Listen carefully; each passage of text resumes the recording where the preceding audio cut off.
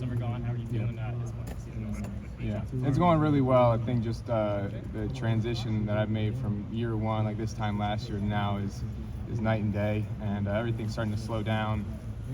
You're understanding like why coaches are calling plays and the ins and outs of the defense and stuff like that. So just taking that next step has been huge for me.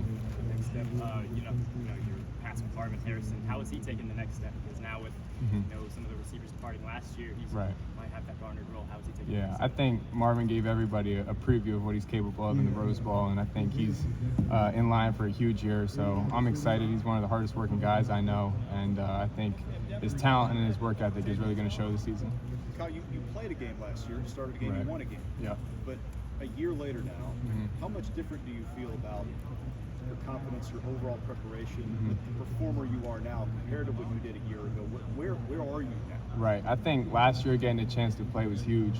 Getting that opportunity to go out there and get game experiences, it really did me a lot of good things. And I think this year, if that same opportunity happens, I know I'll be ready because I know what to expect. I know, how to prepare like a starter and how to approach the game and stuff like that. So getting that opportunity last year was definitely huge. On that note, in the spring we asked you a little bit about this, the fact that there's a patience involved here, understanding that there's an established starter now versus what you would ordinarily come to a program thinking you might do. Right. How is it being in the regular season now as you're getting ready for it, understanding that you are one play away from the field? Right. How does it change your mentality? That's just the mindset I've really had all last year after they named CJ the starter, and then now carrying that same mindset into this year. And even though you're not getting all the reps with the ones and you're not going out there with the starters, you still have to prepare like you are the starter. And I think it's tough because sometimes it's easy to let your mind slip and like, oh, I'm not going to see the field, like CJ's the guy. But it's been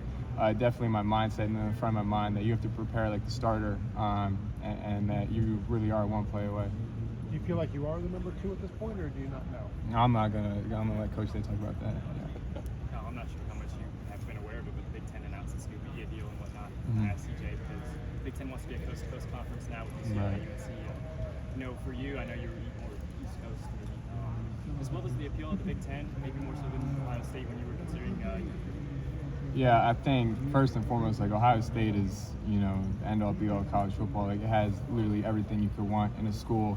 And the Big Ten's a great conference. I think, you look on both sides, it's got, loaded teams really on the East and the West.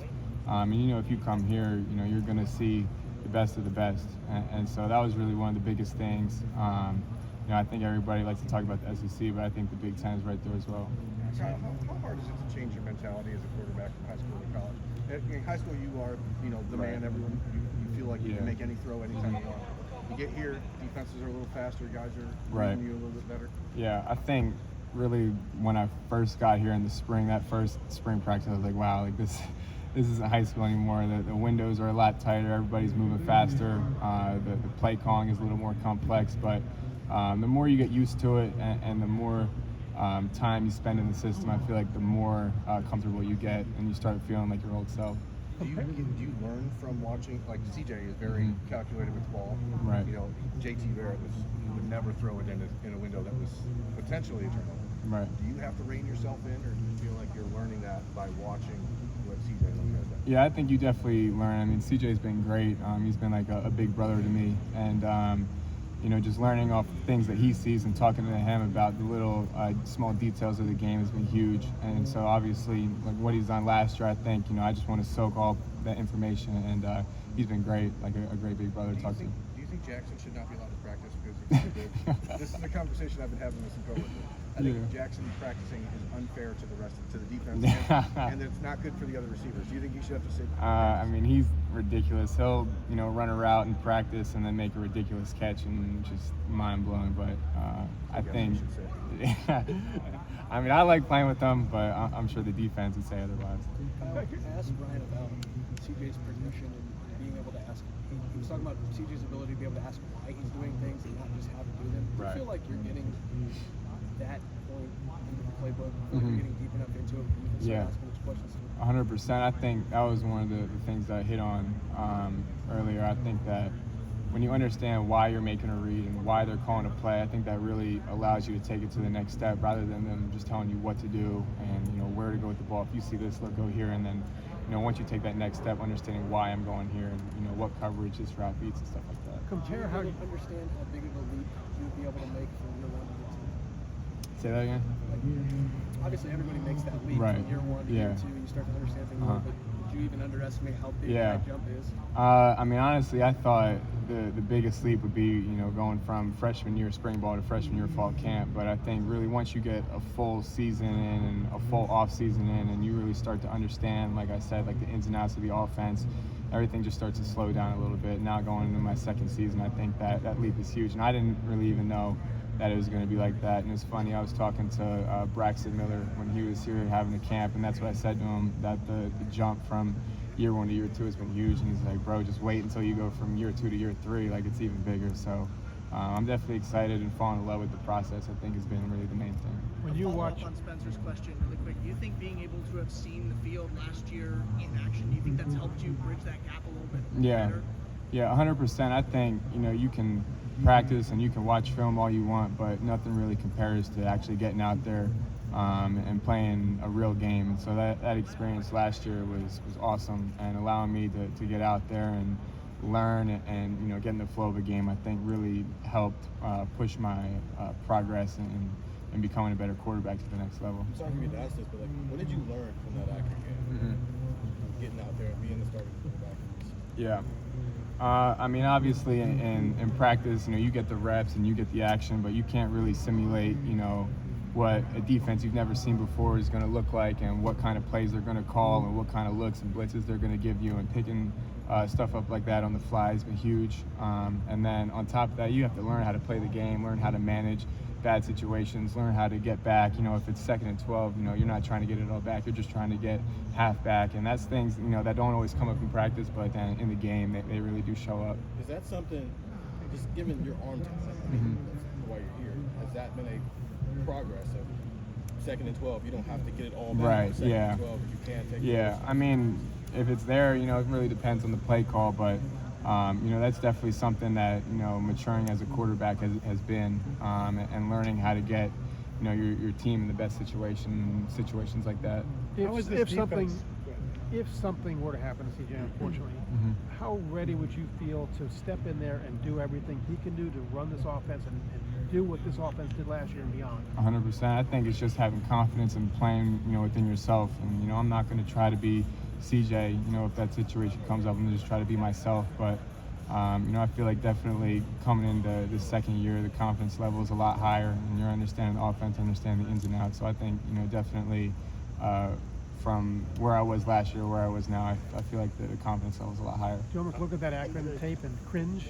I mean, there's definitely some really good learning points, and that's been a really good learning experience for me, having that under my belt. So just continuing to learn off of situations like that has been really good. How's was embracing the process of all this difficult to arrive at that point? Was it difficult for you? Because as Byrne was saying, you come into a situation where you're used to sort of being in control of everything, and you get here and it's just going to work towards it.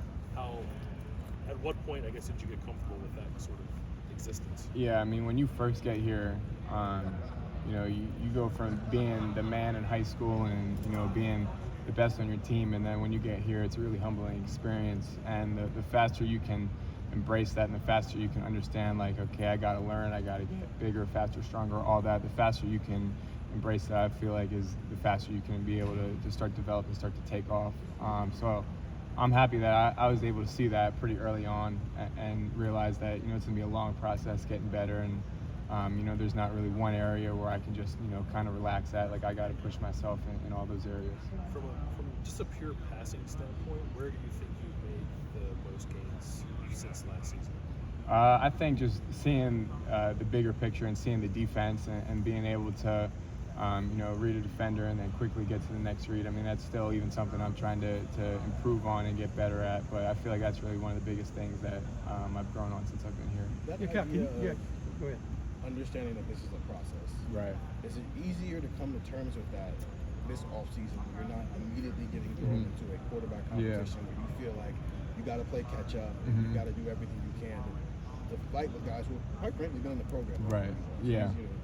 Yeah, no, I think that's a great point. I mean, when I first got here, Jack and CJ already had a year on me, and I did feel like I had to play catch up. I had to learn the playbook extremely fast, and didn't have any room for error. But at the end of the day, like, you're a young guy, like, you're gonna have some bad plays, you're gonna have ups and downs, and now that I'm not competing for a job, like, I'm still trying to get better every day. I'm still trying to focus on competing with myself and trying to bring out the best version of myself. But at the same time, it's definitely a process, like you said, and that was something that maybe I didn't see, right when I got here in the quarterback competition. But now going into year two, it's definitely something that I feel like I come to terms with. Got better clarity. Couple Right, more questions. 100%. Is your drive though, like, there's that fine line between being a backup and working to be the starter and settling to be in the backup?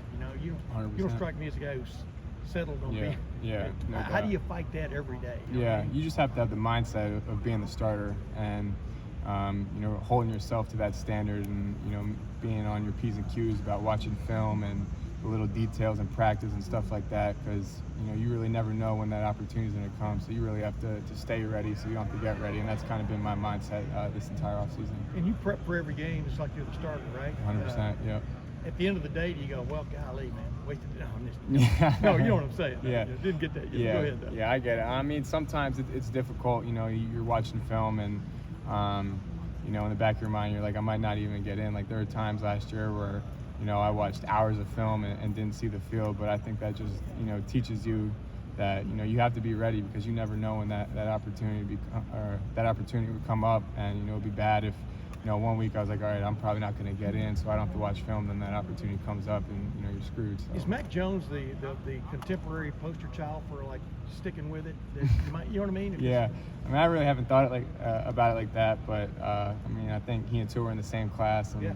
it's crazy to see his journey just kind of sitting there and waiting for his opportunity, and obviously you see what he's done now. So I think it just goes to show everybody runs their own race. Everybody is at a different point in their journey, and there's 1,000 ways to get there. Is there anything about CJ that you've learned from him or appreciate about the way he runs the ship? Yeah, I think really everything. CJ's been a great guy to look up to in terms of X's and O's. He's a great guy whose mind I like to pick, and just try to get different small details about what he's seeing and what he thinks about this coverage versus this route and stuff like that. And then off the field, just the way he carries himself, he's extremely humble, a great guy, and there's never been a question where I'm like, I can't ask CJ that. So it's been a really good and beneficial relationship. Has there been a young receiver who's really come on? Oh, I'm sorry.